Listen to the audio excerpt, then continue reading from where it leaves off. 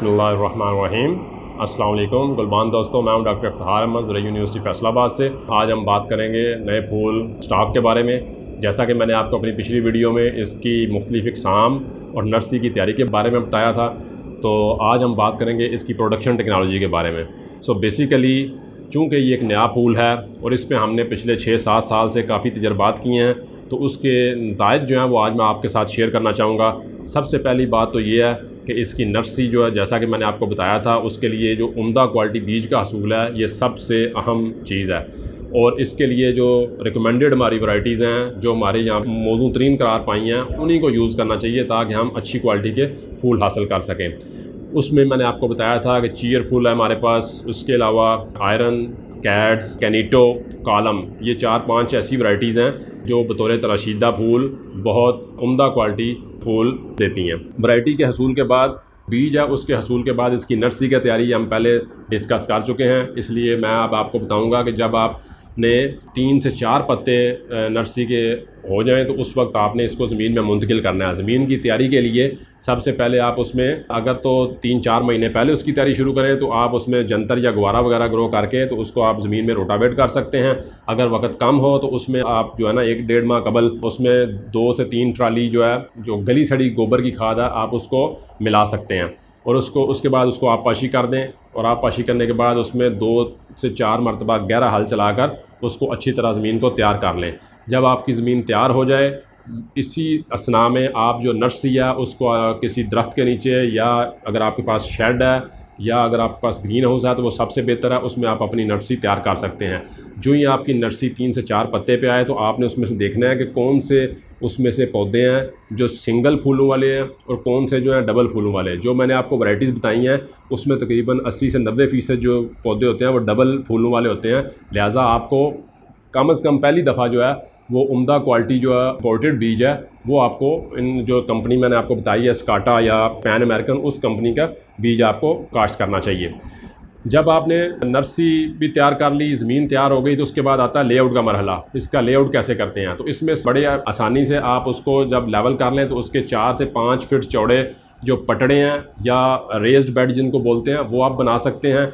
आप इसको flat bed पे भी लगा सकते हैं और एक पौधे से पौधे का फासला है वो 6 से 8 इंच रखा जाता है। इसी तरह कतारों का फासला भी 6 से 8 इंच रखा जाता है। तो इस तरह आप तकरीबन 1 से 1.5 लाख पौधा जो है बआसानी 1 एकड़ पे आप लगा सकते हैं। अगर आप कम रकबे पे काश्त करना चाहते हैं तो आप एक कनाल से शुरू कर सकते हैं। दूसरी बात जो इसमें सबसे अहम है कि इसको मैंने जैसे आपको बताया कि 15 सितंबर से अक्टूबर के एंड तक आप इसको बआसानी पंजाब के मैदानी इलाकों में काश्त कर सकते हैं। तो इस मकसद के लिए अगर आप 1 एकड़ लगाना चाहते हैं तो उसको कोशिश करें कि आप 4 हिस्सों में तकसीम कर लें और 2-2 कनाल जो है हर 10 दिन के वक्फे से आप लगा सकते हैं। आप उसको 10 सितंबर से शुरू कर सकते हैं, इसी तरह फिर 30 सितंबर और उसके बाद 10 अक्टूबर को लगाकर इस तरह आप स्टेजरिंग कर सकते हैं, जिससे आपकी सारी फसल एक वक्त पे तैयार नहीं होगी, वक्फे से तैयार होगी और इस तरह आपको उसकी बर्दाश्त और उसकी मार्केटिंग जो है वो आसान हो जाएगी। जब आपने इसको ज़मीन में मुंतकिल किया तो कोशिश करें कि पहले हफ्ते 10 दिन के दौरान उसको अच्छी तरह आप पाशी करें और इसको खुश्क ना होने दें। जो ही पौधा अपनी जड़ पकड़ लेता है उसके बाद आपने उसकी आप पाशी थोड़ी सी कम कर देते हैं, लेकिन जब ज़मीन खुश्क हो तो दोबारा फिर आप पाशी करते हैं। इसके अलावा जो खादें हैं, ज़मीन की तैयारी के वक्त आपने गोबर की खाद डाली थी, जब आपने पौधों की ज़मीन में मुंतकिली करनी है तो उस वक्त आप इसमें DAP या NPK 20-20-20 जो है उसकी 1 बोरी फी एकड़ डाल सकते हैं। अगर ये अवेलेबल नहीं है तो आप नाइट्रोफास की 1.5 बोरी और 1 बोरी जो है पोटाश की, ये आप उसमें ज़मीन में डालें और उसके बाद आप उसको लेआउट कर लें। एक और बात जो इसमें याद रखने वाली है, जब आप ज़मीन का लेआउट कर लें तो नर्सरी मुंतकिल करने से कबल आप उस पर डुआल गोल्ड का स्प्रे करें, जिससे आपको तकरीबन 1 माह के लिए इससे जड़ी बूटियों से भी छुटकारा मिल सकता है। बाज़ लोग इसमें मल्चिंग का इस्तेमाल भी कर सकते हैं, लेकिन चूँकि हमने बहुत ज़्यादा तादाद में पौधे लगाने होते हैं इसलिए इसमें मल्चिंग इतनी ज़्यादा इफ़ेक्टिव नहीं है। इसलिए इसको ज़मीनी गोडी के ज़रिए आप इसमें जड़ी बूटियाँ कंट्रोल कर सकते हैं और इब्तदाई तौर पर आप उसको जो काश्त से 2 माह कबल आप इस पर राउंड अप का स्प्रे कर सकते हैं ज़मीन पे, और उसके बाद आप इसमें जब लगाने से कबल आप डुआल गोल्ड का 5 मिलीलीटर फी लीटर पानी के हिसाब से आप उसको स्प्रे करें तो उससे काफ़ी हद तक आप जड़ी बूटियों पर पहले माह के दौरान काबू पा सकते हैं। इसके बाद एक और चीज़ जो इसके लिए ज़रूरी है वो है इसकी स्टेकिंग। इसके लिए जैसा कि ये फ़ोटो में आप देख रहे हैं इसमें हम जो है ना नेट यूज़ करते हैं, जो ना सिर्फ इसकी लेआउट में हेल्प करता है, इसके पौधों की ट्रांसप्लांटिंग या मुंतकिली के वक्त सीधी लाइनों में पौधे लगाने के लिए मददगार होता है, बल्कि इसके जो तने जो लंबे हो जाते हैं और इसके फूल काफ़ी वजनी होते हैं, तो किसी आंधी की सूरत में उनको सहारा भी मुहैया करता है। ये एक ऐसी फसल है जिसको हम पंजाब में मौसम सरमा के दौरान खुली ज़मीनों में भी लगा सकते हैं, जबकि इससे अगर हम ग्रीन हाउस हमारे पास हो तो उसमें हम इसकी प्रोडक्शन के अरसे को बढ़ा सकते हैं और इससे ज़्यादा तादाद में हम फसलें हासिल कर सकते हैं। अगर हम बात करें कि ये कब फसल तैयार होगी, तो आम हालात में अगर आप इसको, जो मैंने अभी आपको सितंबर अक्टूबर का टाइम बताया, अगर उस वक्त आप इसको सोइंग करें तो इसके फूल जो है वो फरवरी में तैयार हो जाते हैं।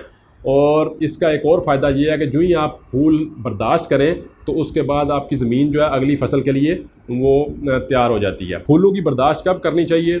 जब अगर आप दूर दराज मंडियों के लिए भेज रहे हैं तो तकरीबन तीसरा हिस्सा जो इसके फूलों की जो इन्फ्लोरेसेंस होती है, तीसरा हिस्सा जब उसके फूल खिल जाएं तो उस वक्त आप इसको बर्दाश्त कर लें।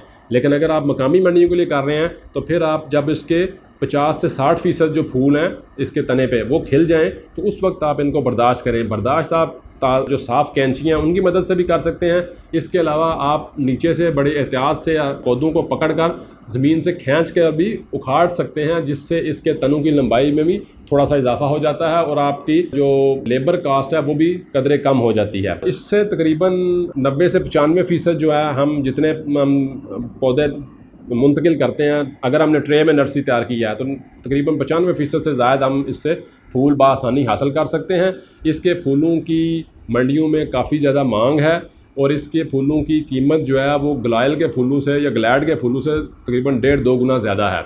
और तकरीबन इनकी जो तरोताज़गी है, जितने दिन गुलायल तरोताज़ा रहते हैं फूल, उतने दिन ही इसके फूल भी तरोताज़ा रहते हैं। तो लिहाजा ये एक ऐसी हमारी नई फसल है जो हमारे फ्लोरिकल्चर इंडस्ट्री को बतौर ख़ास जो हमारी तराशीदा फूलों की इंडस्ट्री है उसकी तरक्की के लिए काफ़ी मावन हो सकती है। इसमें अगर आप बात करें कि कौन सी प्रॉब्लम्स आ सकती हैं, तो प्रॉब्लम्स इसमें बहुत ज़्यादा कोई नहीं है। अभी तक जो हमने सर्च की है उसमें अगर आपका मीडिया सही ना हो, अगर आपके बीज सही ना हो, अगर आप पानी ज़्यादा लगा दें, नमी ज़्यादा हो जाए, तो उससे जो नर्सरी की हालत है उसमें राइजोकोटोनिया या पिथियम या फफूंदी का हमला हो जाता है। तो ऐसी सूरत में या इससे बचने के लिए अगर आप हर हफ्ते के वक्फे से अगर आप उस पर फफूंदी कुशदार का नर्सरी पे स्प्रे कर दें तो आप इस पर बआसानी काबू पा सकते हैं। उम्दा क्वालिटी फूलों के हसूल के लिए जो आपने काश्त के बाद खादें दी हैं, इसके अलावा जब पौधे आप ज़मीन में मुंतकिल कर लें तो 1 माह बाद उसमें आप 15 दिन के वक्फे से 2 दफ़ा जो है जो कैल्शियम अमोनियम नाइट्रेट है, कैन जिसको ग्वारा भी कहते हैं, इसकी जो है ना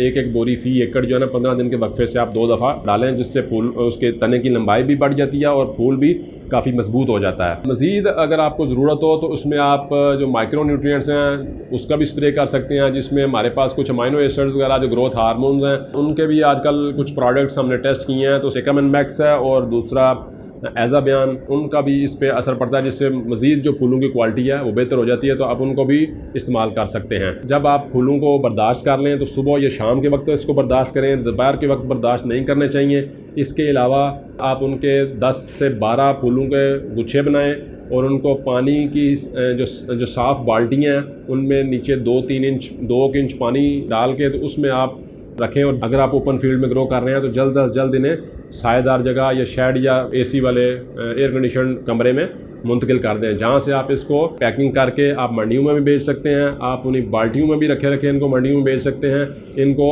2 से 3 दिन के लिए आप ज़ख़ीरा भी कर सकते हैं, लेकिन बेहतर है कि आप इनको जल्द अज जल्द आप मंडियों में तरसील कर दें ताकि इनसे ज़्यादा से ज़्यादा मुस्तफ़ीद हुआ जा सके। स्टॉक की काश्त, बर्दाश्त या बाद बर्दाश्त निगहदाश्त के बारे में अगर आपका कोई भी क्वेश्चन हो तो आप हमसे कमेंट्स में रब्ता कर सकते हैं।